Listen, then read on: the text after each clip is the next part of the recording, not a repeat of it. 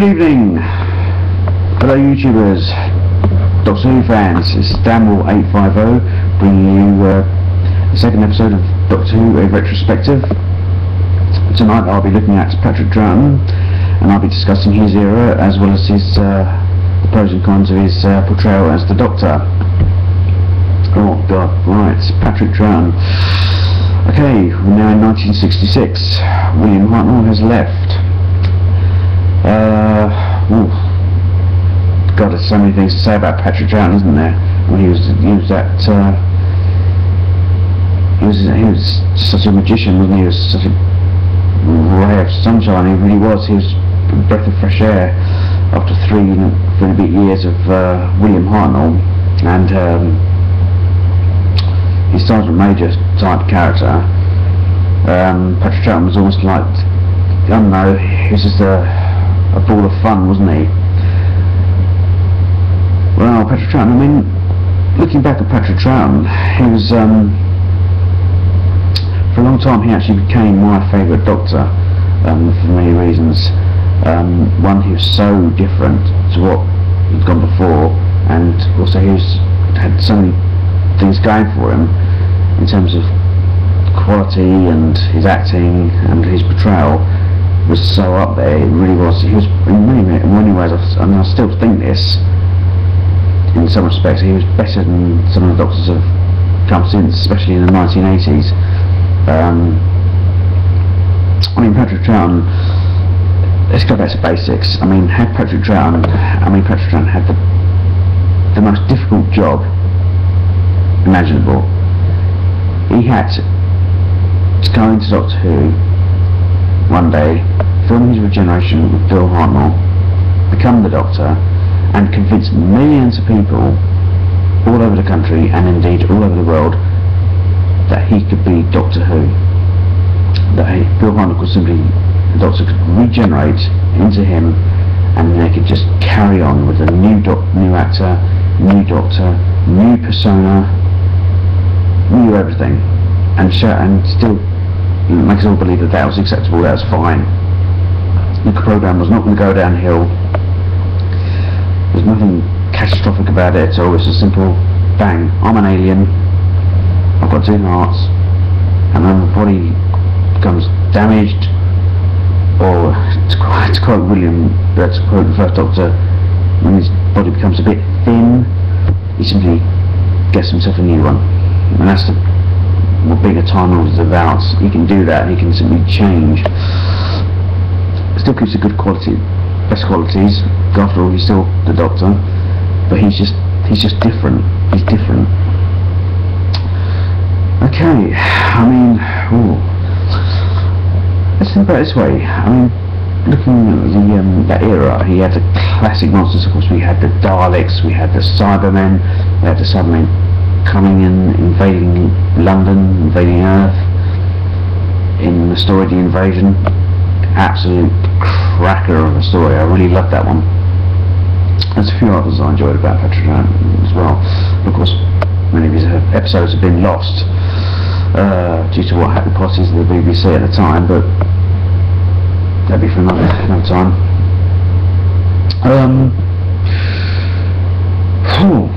God, it really got me thinking, you know. When I first started this series, I didn't think it'd be this difficult, you know. I thought I could just give you some fancy speech and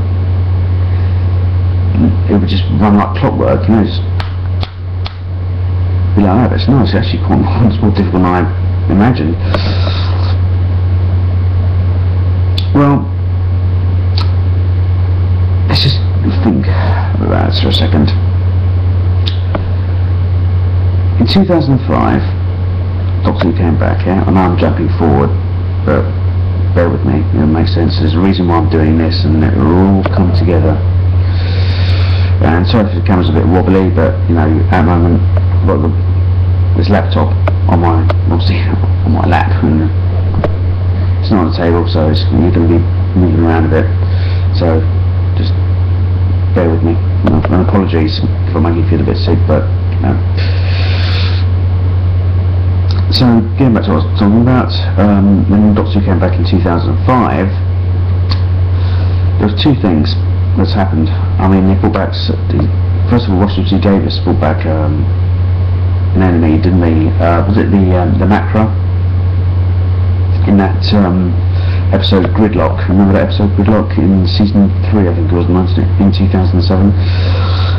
The giant crabs. Well, they're of course the monster that was first introduced during Patrick Troughton's era, called the Macra Terror, and I think that was in 1966, 67, something around that time frame. I think it was, yeah, it was definitely during Patrick Troughton's first season, full season. That much I'm sure of. So yeah, that was one enemy. I mean, you only saw them briefly, but doesn't matter. They came back. And now, of course, we've got the Great Intelligence has also made an appearance during the season with Matt Smith. And the Great Intelligence, of course, for those who don't know much about the Great Intelligence, apart from what they're seeing on television at the moment, this new series, is that they were the alien race responsible for the Yeti, or the Abominable Snowman, because there were two stories, in which they appeared. One was called, obviously, the Abominable Snowman, obviously, and now set in the Himalayas, and obviously the Yeti, I believe they were actually robots, they weren't obviously the real Yetis. And the second time they appeared was in a story called The Web of Fear, I believe it was called, yes, The Web of Fear. And that was basically, the Yeti came to terrorise people in the underground and throughout London, and that story was the first time we actually were introduced to UNIT, United Nations Intelligence Task Force, and there was also the story where we first met Brigadier Alistair Gordon Lethbridge Stewart. Of course, he wasn't, during that story, he wasn't the Brigadier. I think he was a colonel, was he? I think he was a colonel. And yeah, so that was I haven't seen that story. I mean, I don't know if you can get it on DVD as part of the Lost stories or something like that, you know.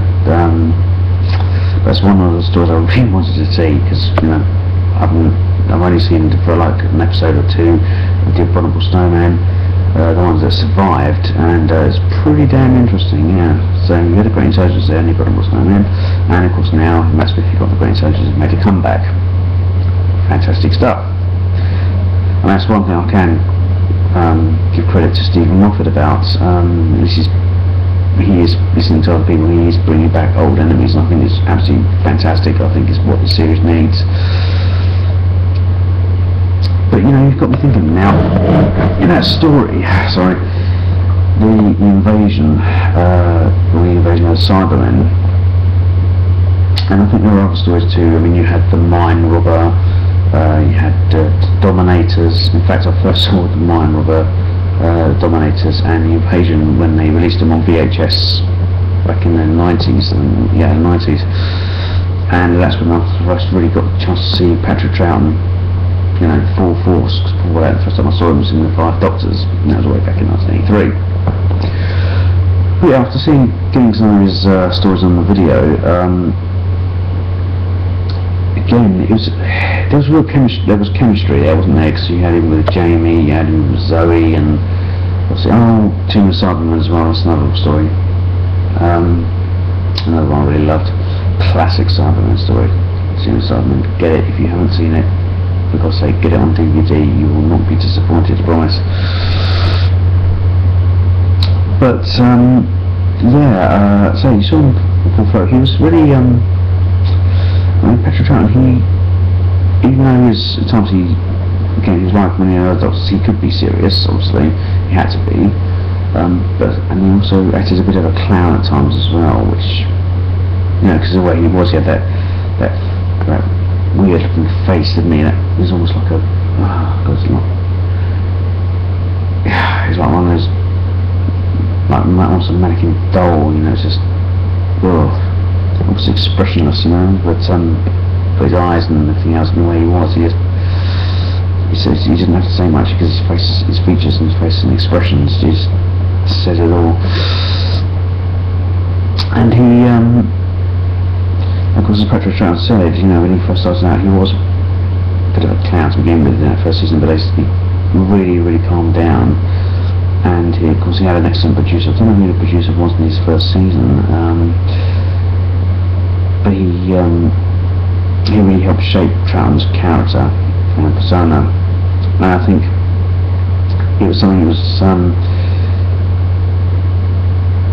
something that's been tried since then. I know Sylvester McCoy, for instance, took a lot of inspiration from Patrick Troughton. Of course, Colin Beck is on record as saying Patrick Troughton was his favourite Doctor, and you can see why. Because you need it. I mean, when you have someone playing a character like Doctor Who, you need him to be. I don't know. You need him to.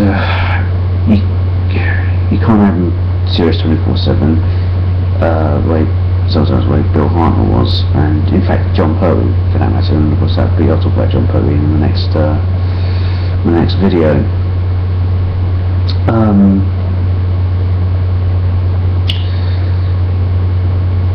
But then recently I saw I went on to see, get on DVD, his last story.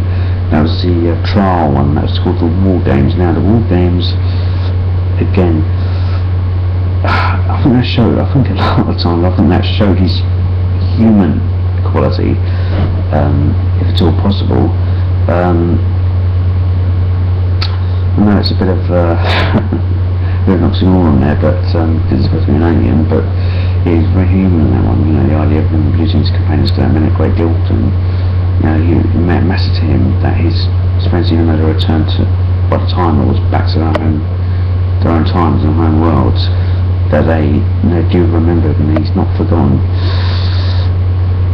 And it's also nothing about Patrick Troughton. He was some people might disagree with him, but he was very vulnerable, wasn't he? He was that sort of Doctor. You know, he was being shot at by the Cybermen in London, or was being attacked by the Yeti, or being attacked by whatever alien race he's coming up against that week in that story. He was very serious and very much in control of the situation, but at other times he had that childish vulnerability about him as well. You know, you think, my God, when you came to the end of each episode where the Doctor was in trouble, and you know, you had those cliffhanger like endings, you really, really believed that Patrick Troughton's Doctor was going to be killed in the end of that story. You really did believe that by the end of the episode. It's like, oh God, how was the Doctor going to get out of this one? Because he was only a small little guy anyway. He wasn't, you know, he wasn't an action hero like John Pertwee was. You know, he was vulnerable, and of course he had to use his wit, he had to use his intelligence and his cunning, and almost kind of being quite deceptive in some ways as well, wasn't he? About what was going on. And excuse me, apologies again, I'm just moving around here. But and that's one. These are other things I liked about Patrick Troughton as well. You think, oh God, you know, how's the Doctor going to get out of this? But of course he does, and he does it very, very well. And you think, oh my God, you know, that's my hero. Okay, I'm going to leave it at that. So I'll get to bed, and come back. Yeah, let me know what you think. If I missed anything out, is there anything else you don't agree with, press your comments and let me know, okay? And I shall speak to you soon. Bye bye.